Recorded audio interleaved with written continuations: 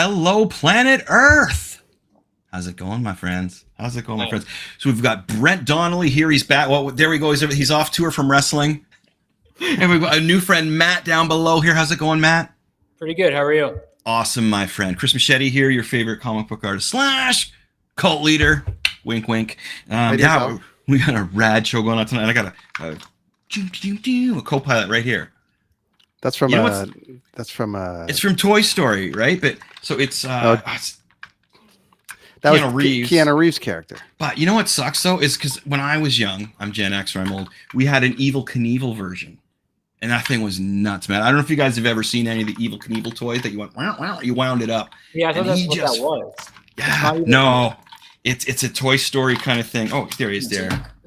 Duke Kaboom. Duke Nukem, that was his name, man. No, Duke Kaboom? Duke Nukem? No, Duke Nukem's a video game. Kaboom. That's right. So anyway, but I had this, but I bought this a while back, and I thought, oh man, I'm gonna do tricks in the driveway and make him jump like over all kinds of things. No, he hardly. It's like putter. They don't make a letdown. They don't make them like the good old Evel Knievel anymore. Unfortunately, that's a sad thing. Matt, are you privy with Evel Knievel? Yeah, of course. How could nice. You know me? I'm in my 40s. I know who he is. Yeah, I don't think I've ever seen him live, but I was born in '82. I know who he is. Being aware is half the battle, my friend. Right on. Yeah. So I thought this would be the same kind of deal, but it's not. Yeah. I can't have too much fun with it. So Matt, I've been checking out your artwork, man. I love dark artwork, and my wife, who is the colorist and artist for my artwork in my comic book, loves colorful stuff. So you've kind of got like both of us going, man, this is bitchin' stuff. We really like this. Tell us a little bit about who you are and what you do, my friend. Sure. So my fancy title is a pop deconstructive artist. I'm a painter. I got started in the music industry as a freelance illustrator doing like band merch. So a lot of band t-shirts, like the 2010 era. I was like all the band t-shirts on Hot Topic. I used to do all that. I turned 30 and I hated working in the music industry. So I started painting and it really took off. And I've been doing art now full time for like 15 years, but I'm mainly known for painting now. Right on. And you use a bit of like I love. So, is that an old school inking style I'm seeing in there? It's all acrylic paint. There's no ink. Everything's acrylic paint. But do you go in with?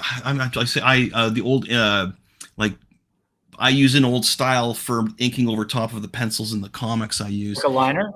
Well, it's a brush and Indie ink kind of thing, but it's with a newer style thing. It's a liner brush, but it's acrylic paint. There's no ink. I mean, the ink, it's a different consistency. Like the colors are all acrylic paint, obviously, but if you would put ink over top of that, it would have two different kind of sheens on it. So it has to use acrylic black paint. Yeah, well. The approach you use, though, again, being like schooled in more of the somebody gives you pencils, then you go over top with the ink and brush and make sure I'm a tracer. I don't know if you've seen Kevin Smith movies, right? When I went to school, I mastered in tracing. And that's just inking, bringing depth and clarity. And I love see, I describe it as ink lines, but it is paint lines. But I love the boldness around them. A lot of times you'll see a black line around something that's very thin. And here again, I love the depth in this. Now, here's what I'm talking about. Here's an example of what I really love. The gray tones in the back and the way the solids in there. See, I love gray. I love black and white art. It's just such an old school. When I say ink lines, it's the black line that you use around the outside. What would you call it, my friend? The black line you use around the outside? It's just the line work. I just call it line work. That whole thing is line work. Okay, cool. Yeah, that's all just black ink. Like the grays are just dots. So that one was actual ink work. Yeah, that entire thing's ink. It's all micron pens. That's awesome. Yeah, the newer version of them, right? Yeah. Tell me about that last one I just looked at, because I really like that one. I love black and white art. And that one kind of screamed old school style to me. I really liked it. Well, yeah, of course. Yeah, I mean, like I grew up loving like independent comics. A lot of them looked like this. And then like I said, I'm a painter first, but I get a bug up my ass every once in a while to draw something. Yeah. That's actually quite a big drawing. It's maybe 3 by 4 feet, and it took quite a while because again, like all the gray tones are just dots. So like a 0.005 micron pen, just very, very minute pen, just dot for like forever. I had a show last year in Tokyo, and it was for that show. So it was one of the bigger pieces in the show.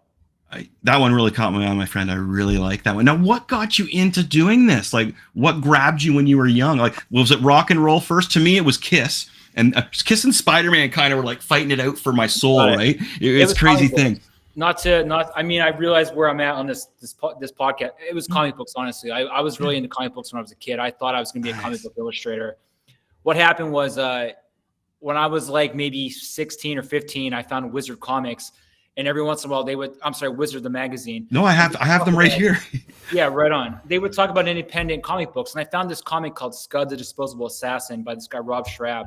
Yeah. And up until that, because I'm from like the middle of Pennsylvania, like little tiny country town. So like the only place I could get comics was like Rite Aid and like pharmacies. And there was only Spider-Man and X-Men and stuff. But the Wizard kind of opened my eyes to like independent comic book artists. And I realized for the first time, you don't have to work in a giant company like Marvel to produce something. And that's kind of how everything for me got started. Like I just grew up loving like comic books and like a lot of independent stuff. That's wild too, because that's a great point, Matt. You don't have to just be specifically, okay, I draw buildings, I draw this. Like if you have the talent and the gumption for stuff and the vibe, there's so much openings for artists who have a passion for it. You're a perfect example of that. So that's wild that I love the way the independent comics sparked your inspiration for it, because I'm at the point where I'm kind of like you, where I hated the music scene when I was in it. And I'm also so sick of the mainstream comic books that I'm just like looking for something like, it's like I relate it to the Shining movie. It's like a million movies in one. I'm looking for that comic book that's at that level of the Shining. You know what I mean? And it almost makes you want to give up, because where are you going to find it these days? And music wise, just to keep in the same thing, what kind of music drove you when you were younger? So that's a good question. Again, I grew up in the country, so all I was getting was like the top of the pop, you know what I mean? Like whatever's in the Walmart, basically. Right. But when I was 12 years old, Green Day had come out with Dookie. And I remember that well, my friend. Up until that point, I was listening to my mom's country music. Like she loved Garth Brooks. So I grew up like on country music from my parents. Yeah. But when I was 12, Green Day came out. And that kind of opened my eyes to punk rock. Like I found like Epitaph Records and like all these other like SoCal bands like Bad Religion and everything. So I grew up loving punk rock. I was in a ton of punk rock bands in my 20s, and I was in the music industry because of that. And I kind of got to this point in my life where I was in bands and I was doing band merch, and I had to pick one because they were both kind of splitting off. And I went for the art, and so far so good. I mean, that was probably I was like 26 or 27. Matt, I want to ask a question about that. Yeah, you jump in there, Brent. I took over a bit. Sorry. I know. I just when it came to the music side of it, and then you were doing the band shirts, designing stuff for Hot Topic, as you mentioned. Chris touched a little bit on your style.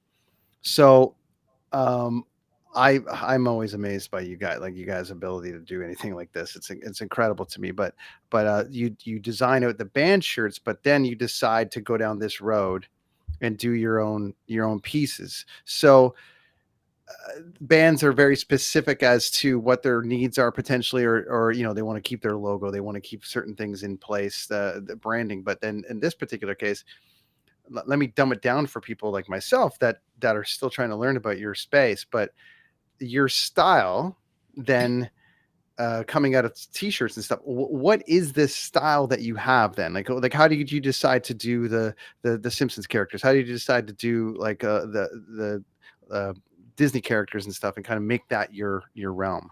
Yeah. So when I was working in the band merch world, it was a lot of like, and it was really popular at the time. And like, I was one of the guys that started this, like not to toot my own horn. It wasn't like I got rich off it, but it was very much like this like drippy, neon, goopy monster kind of aesthetic. And in like the punk hardcore metal scene of like the 2010, that was like every band wanted shirts like that. So like I was coming up with my own original ideas, like all these different kind of monsters. But when I transitioned to painting, it was more about a style. And it was more about these like flat colors, these big, bold lines. And I do this thing called this deconstructive pop art where things are blowing up. So it wasn't so much me developing a character that I started to paint. It was more a style. And it's like, for example, the thing on the screen now, the skull on the left, the blowing up. So I wanted to blow things up. So obviously I used pop culture images. And this all got started because I had a job at the time, a freelance job where I was I had to draw Mickey Mouse in like all these different styles, and they were nice. Like it was for Disney, so like a lot of nice stuff. But like you're on the phone, you're dicking around watching TV, you just start drawing dumb stuff. So I started drawing Mickey getting ran over, getting stabbed, getting poisoned, and one of them was his head blowing up. You started having fun with it. Yeah. So when I started to paint, I randomly out of this big stack of Mickey drawings grabbed the one where his head was blowing up, and that was my first painting. And I just kept rolling with it since then. Like that's kind of how it all started. That's a vibe, man. That's cool. Yeah, I can appreciate that kind of stuff for sure. The way you put your own, I like that. And plus, you get your own twist on things. And if you can see it with other icons or other visions, then you go with it. I get that totally. I liked it personally because, again, as I mentioned, I like deconstructive things. I like chaos, and my wife likes the colors, so we both really enjoyed all your artwork. Thought it was great. Do you get in modes where you find you're doing like a whole lot of one kind of subject, or like I always find I have to do something in a trilogy. Like if I draw Spider-Man, say okay, well I got to do 2 more. Do you get in modes where that where's your mind at when you're doing this kind of stuff? It's just whatever is like piquing my interest at that exact moment. It's not like I run through one thing and I have to keep making a series. It's just kind of whatever feels right at the time. I'll be honest. There was a period where I was really obsessed with Donald Duck. Okay. Yeah. I like that character. I like his shape and I like the color palette. I like the attitude of him. And there was a while where I was really like, I have this punk rock version of this Donald Duck character where like, he's like a skeleton. And he has like a spiked baseball bat and a leather jacket on. And I was painting him and using him in a lot of my work for like a good while, but I think that's like the only thing I've ever like really kind of honed in on. Yeah. But other than that, it just kind of, it fluctuates with everything. What year was that? What year was that, Matt? Mostly. Probably 2018 to 2020, I would say. Like I was really. Oh wow, that's a span there. Yeah. Yeah. So there's a great piece right there. I'm gonna bring this one in. You did this on a brick wall. It looks like this one. Did you actually do a mural for this too? I'm just looking at myself right now. I don't know what you're looking at. I can't that's see fine. I was gonna say, wow, that's a pretty good mural. It's a surprise for the art. It's a surprise for everybody. Okay. That's I found it online here, but I just wanted to. I pulled it off your website, which is totally deadly. The murals as well, man. Oh yeah, that's in New York. Yeah, so that was during the Donald Duck era. It was like nice. I had an art show in New York, and while I was there, I went over to Bushwick and I painted that. And that was like, just it was quite a quite big wall there in Bushwick. But yeah. See, I love the outlines. I call them ink lines because that's just I was trained through the comic book schooling. I love your line work, man. Bernie Wrieson. Bernie Wrieson is one of my all-time favorites. The work he did, Frankenstein, his line work on that was just amazing. Yeah, I love your line work, man. That's really cool. Where did you get? Sorry to interrupt. All those. Yeah, go ahead, buddy.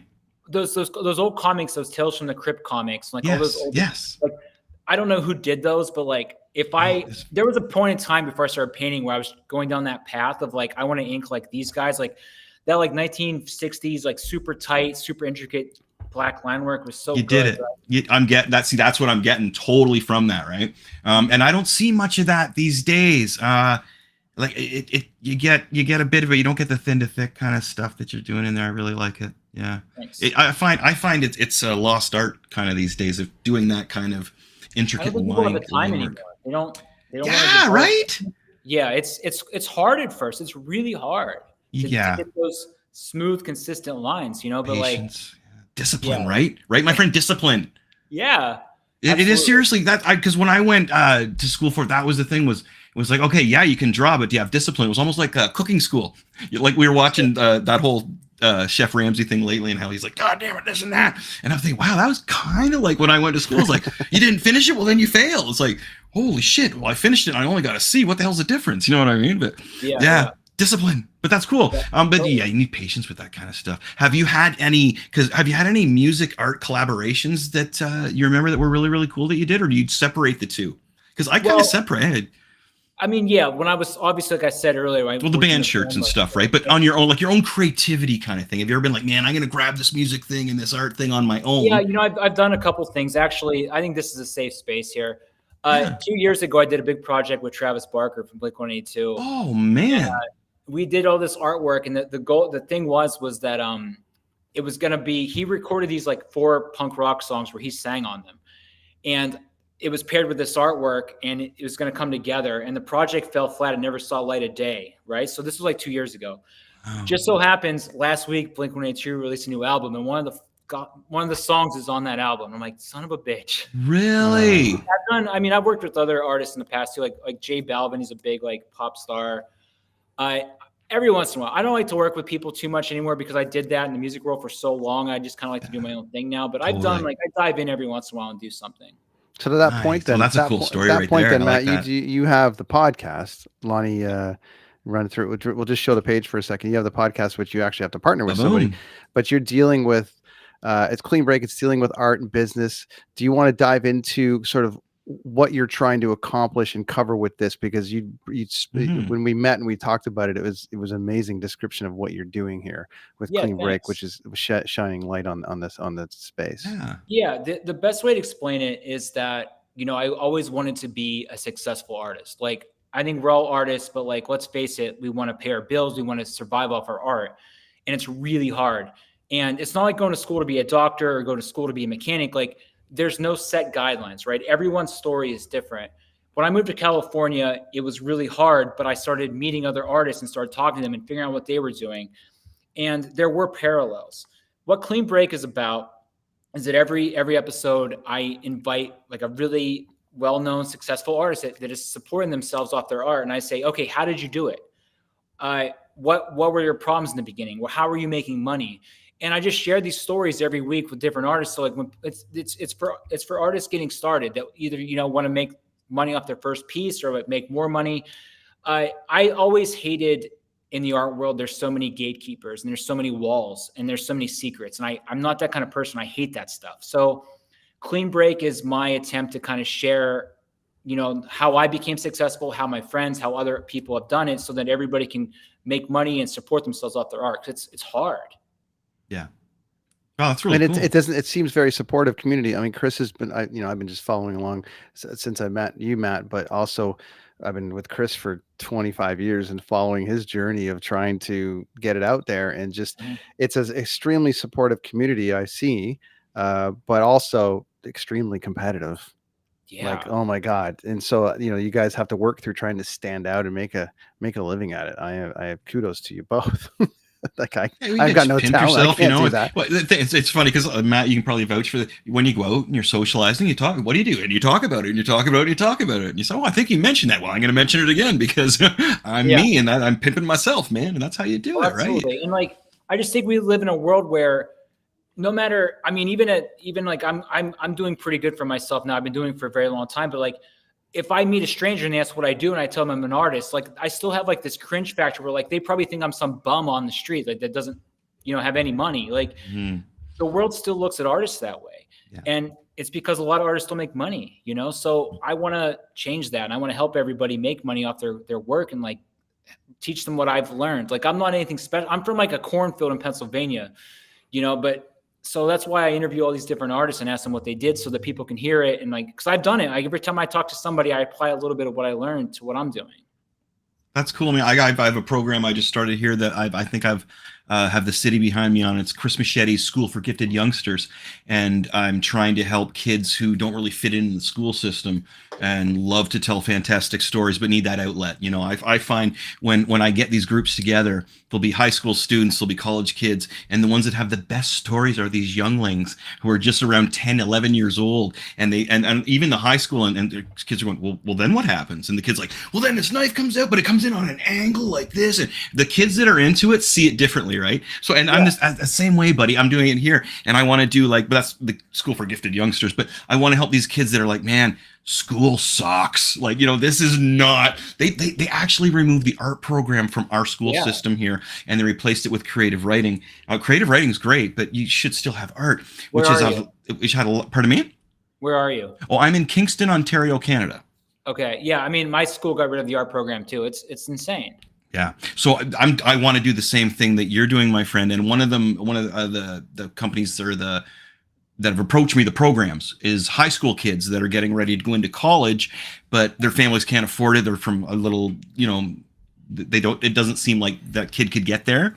So the city's helping them out, and I'm going to kind of go in between And yeah, so the same thing. We gotta. It's funny because I have a Spider-Man story that I'd tell everyone, but I got caught drawing a Spider-Man drawing in grade 3. Teacher picked it up, showed all the kids in the class. I thought she was going to say it's great. She ripped it up and threw it in the garbage and told the class and myself nobody wanted to look at my Spider-Man drawing. So that's the first thing I tell all my students, and I changed it to like now you show the Spider-Man symbol in China, people know it. You show it in Germany, people know what it is.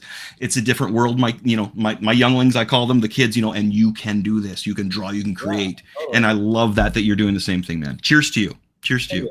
Thanks. Matt, you got before we let you get out here, you've got a studio in LA, right? And you do a bunch of different things. You kind of broke down the process that you do as far as creativity. So how many projects are you working on at one time?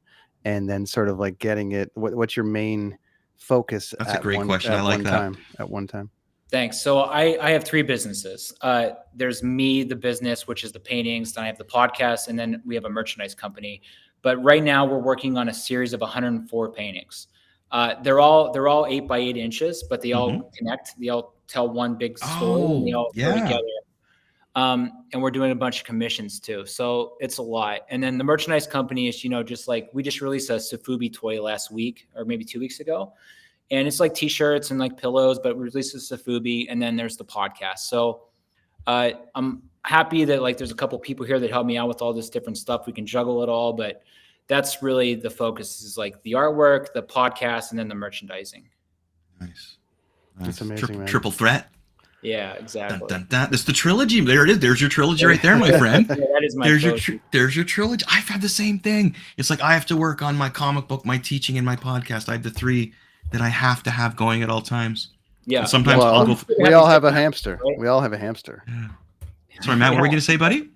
I think it's good to have these different things. Like I think as artists, we spend a lot of time by ourselves, and it's good to have these different outlets, especially like a podcast where you get to talk to people and remind yourself that you're a normal person. Vent, kind of just yeah. It's good. Yeah. See, on here we talk about. I love to throw conspiracy theories in our show here, but I'll talk about like the moon. I won't talk about anything that has to do with kids or violence or anything like that, right? And today we're just going to talk about the devil. And do people still think? Because I had my folks over for dinner, and they're like 80 or late 70s, early 80s, and it was just kind of like I brought it up, and everybody has such a different opinion. Well, of course there's a devil. It's like, wait a minute, really? And then other people are like, come on, there's a guy who lives in brimstone, and it's the opinions on it are amazing. So I like to talk about stuff like that on here. You know what I mean? Okay, let's talk about it. Yeah, I was just gonna say. So before we let you go, do you want to stick? Hold on. Do you want to stick around for it? We do about 45 minutes on here, Matt. Do you want to stick around for this chat, or do you have things you got to do? I can stick around for a little bit, no problem. Well, yeah. Well, let's start with you just giving your opinion. So we got to throw the intro on though first, because we spent so much money on. We spent so much money on this giant intro. We got to show the intro. Okay.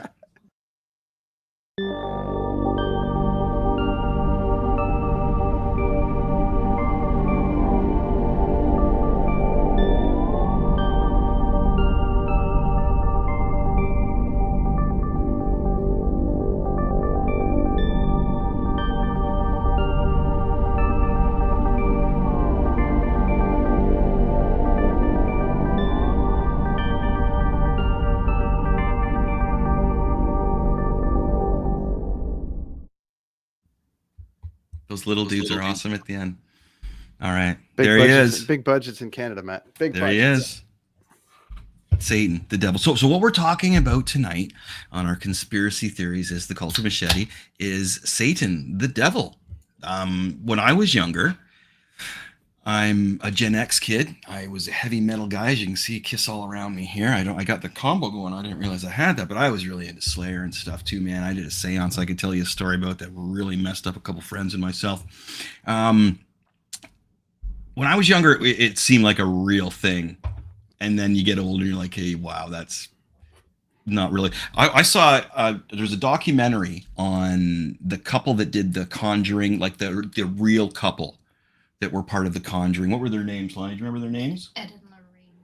Ed and Lorraine Warren. Now, they're very famous. They're in these movies and everything. I saw a documentary on that where they fed them all information, man. It was like, it was like people that, like, so one of the brothers who would not, like, be involved in one of the family ordeals would say, yeah, man. First, they came over and they told everybody, well, here's what happens. You act like this, this happens, and this happens, and this happens. Did you And see they that would- movie, Matt? Did you see that movie?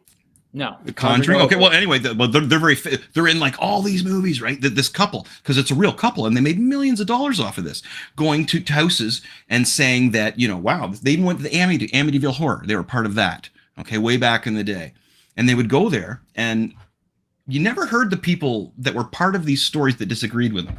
All right. So there's always like two brothers like, no, they came over and they did it was totally fake. The brother that was acting like Satan was a jerk. Like he acted kind of like that all the time. So they're kind of blowing holes in this whole the Satan, you know, the devil comes and Satan can overtake you. And so it got me to thinking, do people still believe that there is that classic mwahaha devil? So Matt, what do you think, buddy? I don't think so. I'm not religious, so if I don't believe in God, I guess I don't believe in the devil either. So well, you're the perfect person to ask about this, thing, right? Seriously, I'm going to say no. And but why? So why though? To get a little deeper, but just and you have beliefs about it, and that's cool.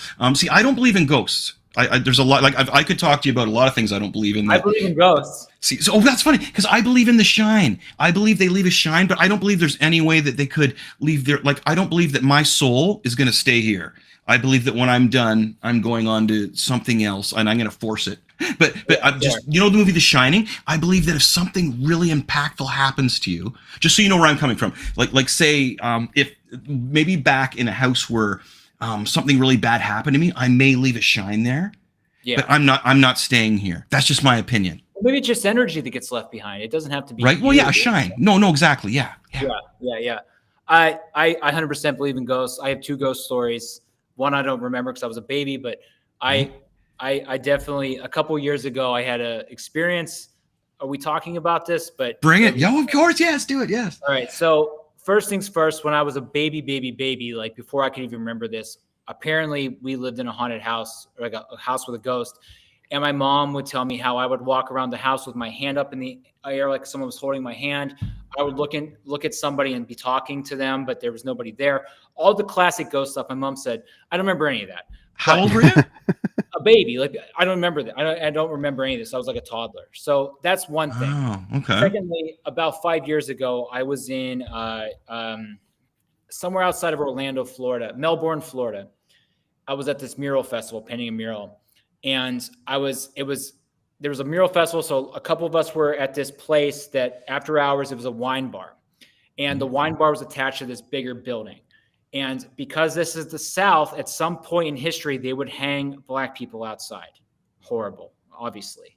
Anyway, we get to talking, and the woman who owns the place is like, yeah, so there's one of the guys that was hanged. He's still here. His name's Jerry. Okay, whatever. She's like, no, he's here. So we're drinking wine. Obviously, we're drinking, so that's part of this. Anyway, it's like 2 a.m. It's time for everyone to go home, and like this is just a building, a big empty building. So she says, Matt, do you want to meet Jerry? I'm like, a couple of drinks. I'm like, yes, I would like to meet Jerry. So it's myself, her, and another woman. And she tells me, she's like, listen, Jerry does not like men. He likes women, but he doesn't like men. So Matt, if the 3 of us going back here, you may experience something. So anyway, I'm like, sure, whatever. I've been drinking, whatever. We go in the back of this building, and now we're walking through it. And I remember turning this corner, and the second I turned this corner, something happened to me where I inexplicably felt this hate, like there's on me and this burning in me. And it happened like that. The second I turned this corner, and I didn't see anything, but I felt it. It was like the maddest I've ever been, and something was wrong with me. I was getting hot. Oh. And I said out loud, oh, something's happened. She's like, yeah, and the minute we got out of that room, I felt fine again. Ah. And it's not like they prepped me. She wasn't like the minute you turned, it was just like we were walking. And the second we turned this corner, something happened to my body. I don't know. It wasn't suggested, right? Like it wasn't suggested that watch it when you go in this room. No, it was just, we were walking, and the second we turned this corner, it happened like that. And it wasn't until I left that area. I'm like, I need to leave. I'm like, I need to get out of here. And as soon as I left and went back up front, I was fine. But okay, so then to that point, Matt and Chris, check this out then. So if we bring it back to the devil for 1 minute, which we don't believe in, and Matt, I love this story. So which we don't believe in, I think collectively. I mean, I don't, but when you're talking about the shine, we're talking about this ghost and we're talking about the energy. Mhm. So there is so much around the devil side of it, which is about a darker kind of evil sort of feeling Yeah. at minimum that there's darkness in the world when it comes to that. So Matt, not believing in the devil, but believing in the ghost side of it, but there's a tone of darkness. So can you tie it together at all? Well, yeah. Whenever someone says the devil, I think of hell, and I think of when Sure. you die, you go down and you're in a Right. place of boiling fire for eternity. I think Which that's is- different than what happened to me was an energy thing. Like, Yeah. something happened with energy, right? If that's a ghost, that wasn't me going and burning in a pit of hellfire for forever, or going to heaven and being Mhm. with all my loved ones. Like, that's a completely different experience, I think. So Yeah. I Yeah, think a lot there's of- evil in the world, but I don't think there's a Yeah, devil. a lot of these movies too that you see is like they'll have like minions of the devil that are haunting families, but they're doing it to praise like a higher devil, and it'll break down like Hereditary, man. Wow, Matt, have you seen Hereditary? No, sorry.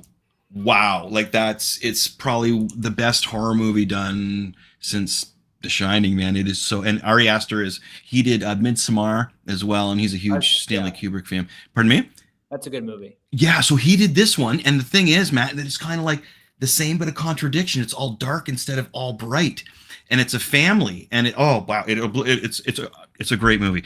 But that kind of thing too there was a prince or a sidekick of Lucifer, of Satan, that was coming down, the god of chaos or something, and he had this cult, and he took a family. And it went Hereditary. Don't ruin it from for the me. I haven't seen it grandmother. yet. Well, no, dude, I'm not going to ruin anything. Trust me. The movie is Hereditary. So, I'm so behind on some. No, of but the movies. movie is it's the Hereditary of evil is what it is. Yeah, so it yeah. drops down is what I'm saying. But no, you cannot spoil. That's one of those movies you're just like, it's really good. It's got to be one of my favorite ones. And my favorite is The Shining. Right? I'll watch that Christmas morning. I love The Shining so much. I like the evil tones around, like tones around it. As far as like the horns and the burning in hell.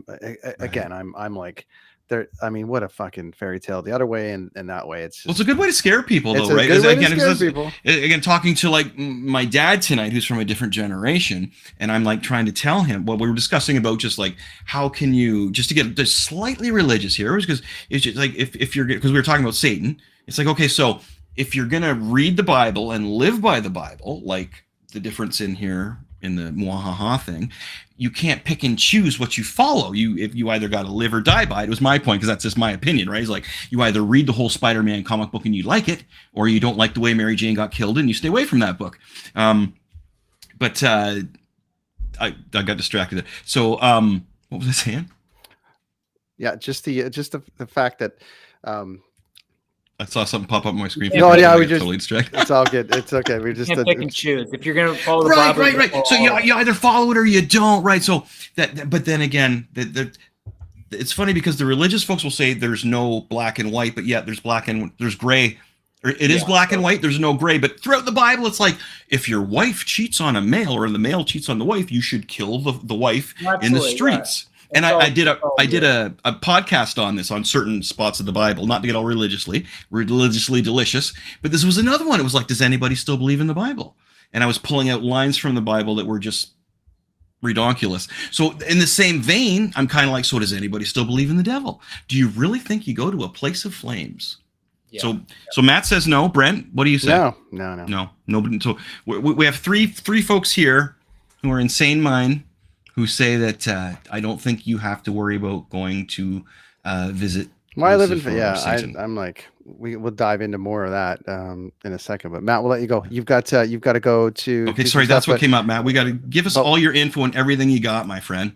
Yeah, where do you want to send us Just to go all your socials? mattgondek.com. You can just go to mattgondek.com. It's GONDEK.com. Everything's there. That's the easiest way.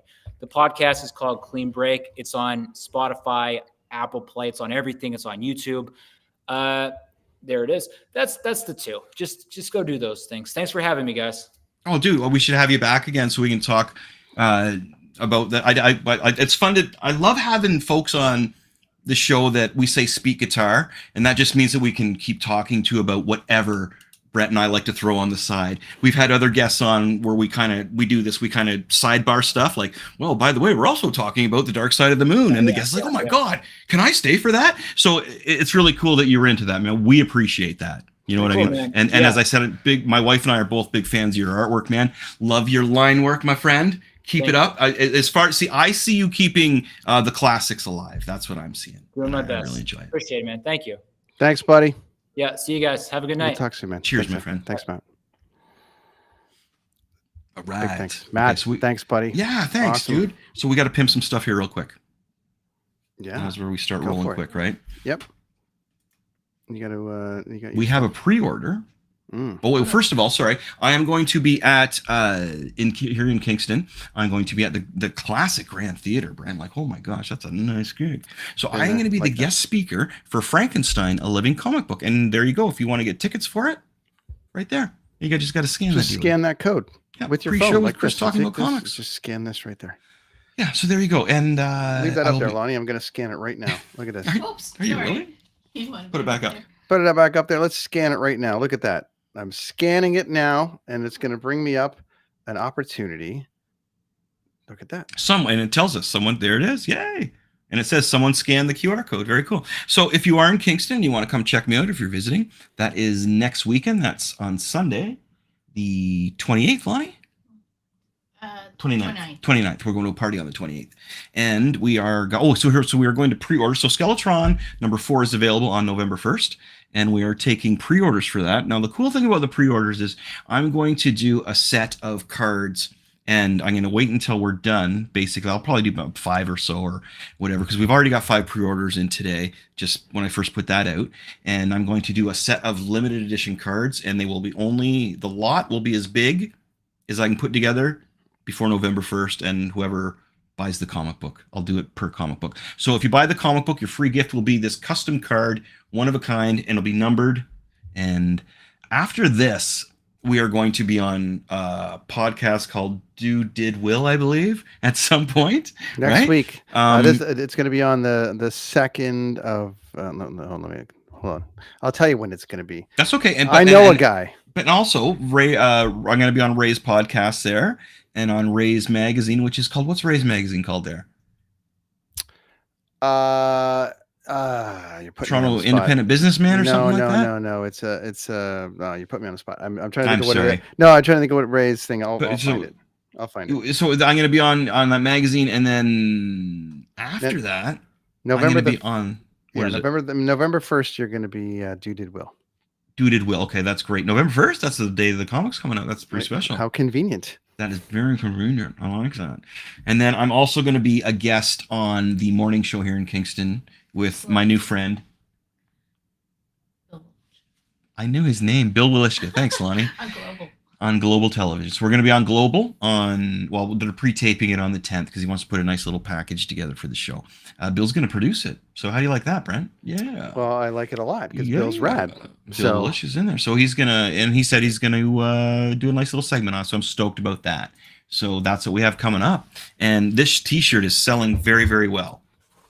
Look at that. Wow, that looks cool. Dude, I like that. Good with the cup. Yeah, look at that. Thanks. Oh, it's funny. It looks like my head's on you. There we go. That's funny. That's awesome, buddy. Thanks for supporting the scene. Yeah, let's go like that. Yeah, like Dad's hands. Wow, that's a cool shirt, man. And it's a hot seller. On here, on this website, it says $37.50. I paid $117.20. What the hell's going on here? Right. I wish. Yeah. There's the cup, the mug du jour. There's not a lot of those out there. That's awesome. I love it. Thanks, man. It's got a fancy red it's fancy and red on there, and it's got a fancy red handle. It's right there. Look at that. So I've got the only Kids on the Escalator cup, and then I've got this one. That's true. Wow, that's awesome.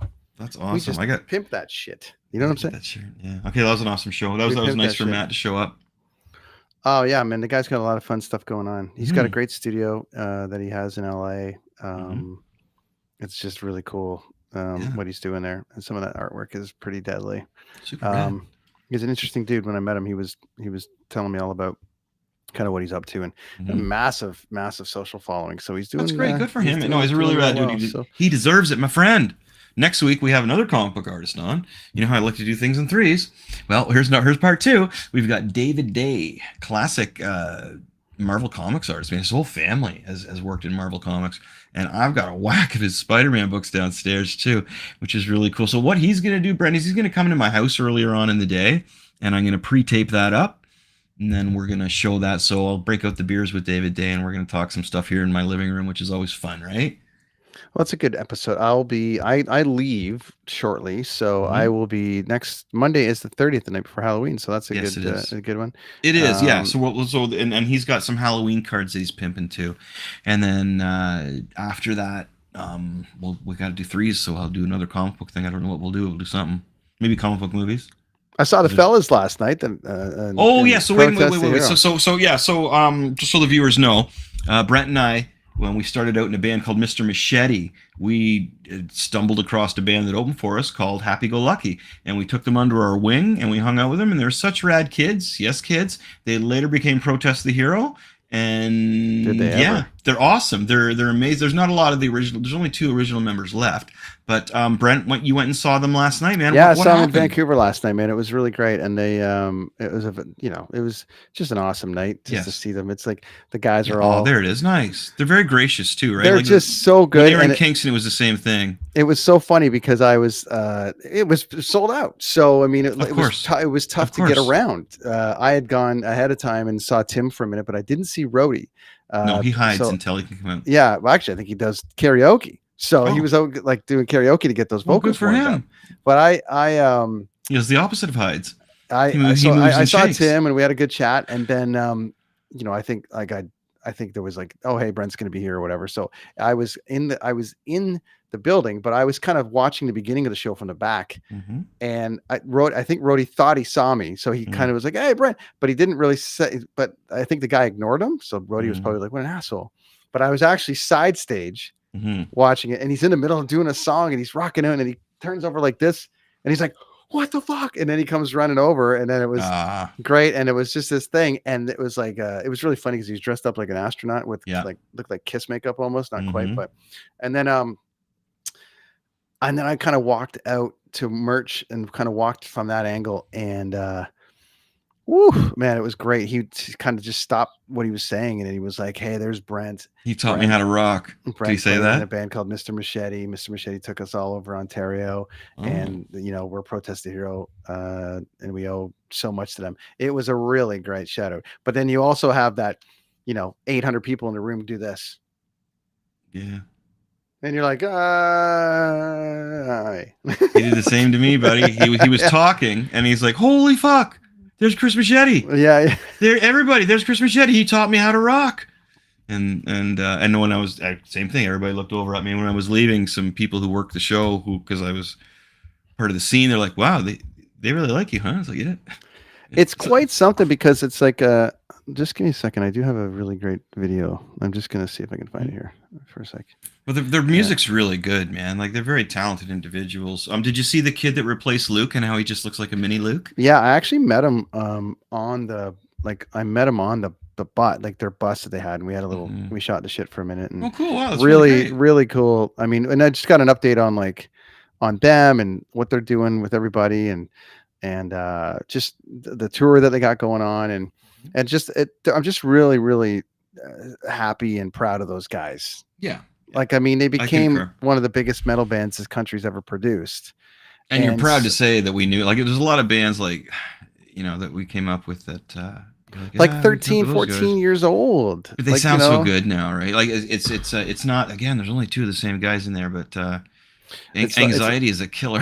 No, and the other side of it too is that but they did it in such a unique way, because the band, like, their style of music is not for everybody. No. And even metal fans are like, whatever. This was a little bit from last night. Check this out. They're one of the best.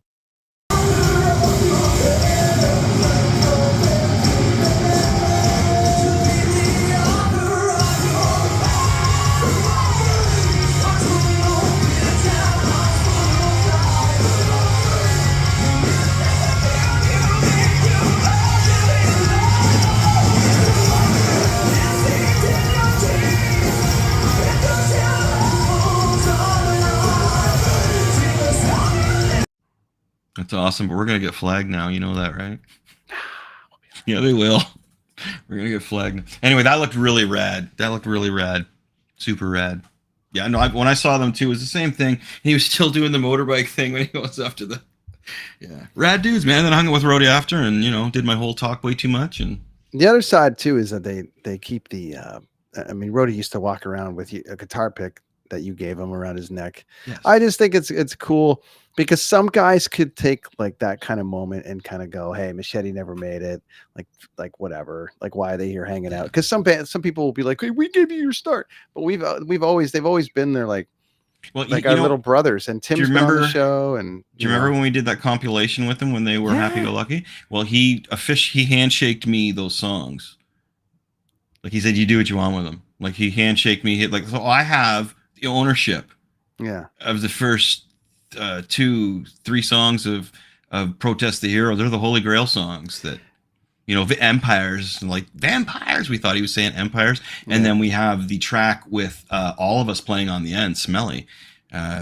He's singing on there. All the original members are screaming on, and this has all the original members back when they were a punk band. Yeah, man. So he handshook me ownership of those songs, dude. That's pretty fucking cool, man. He's just such a humble. They're all just such humble guys. And Tim, but you're right. They respect where they came from, we don't need our asses kissed. All you need is that whole like, you know what, dude? Thanks, man. It's good to see you. We respect you. You helped us. That's all you need, right? And Sum 41 thanked us on their very first CD as well, and that's a big thing. Taylor got thanked by Bare Naked Ladies on their newest CD they put out, and it's a big thing. She's like, dude, this is so cool. So it's nice that people think about it that way. So that's 2. So we've had Sum 41 and we've had Protest the Hero that have acknowledged us musically. Well, and I always listen to them and go, it's funny because they didn't sound like this before, and then they changed to what they sound like, and it's just evolved and evolved. With the music, right? And it's that age. And it's that age where it's like boom. But you know what it is? There's a hook in everything. Oh yeah. And at minimum, if any influence we had on that band, if at minimum they were like, these guys rock out, but then they throw a hook in, because we always had a hook in everything that we did, at least. And then we always Rody's exact words were he taught me how to rock. You got it. So it's just like if there's a tiny little piece, and then every time they take a stage and headline it and sells out, I'm like, remember when they needed rides to their gig? Remember when their moms would show up and we'd talk their moms down because they were rocking out so hard. Anyway, they respect that, and that's cool. And so RF's is like, wow. He's like in Palestine right now. So no, he's in America right now. Oh, he is. He's because he went to Iran and he was producing bands, and then he's apparently in America. And he's going to see them in Texas. Okay, because last I talked to Rody, he was like, dude, I don't even know if he's alive anymore. And then Luke's done. He doesn't want to do the whole tours of the road. And then their old drummer, Timmy, they've asked him to show up a few times and hang out, and he just hasn't made the trip.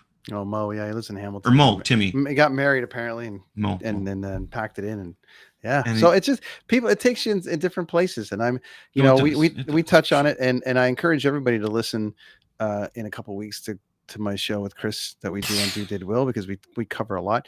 Tomorrow, actually on Wednesday on my show, I have a psychiatrist, like a guy that's written 2 books, one on anxiety and one on how to fix yourself, and we dive into all that stuff too. And so it's such an important time. Does he mention drinking a lot of booze and smoking a lot of weed?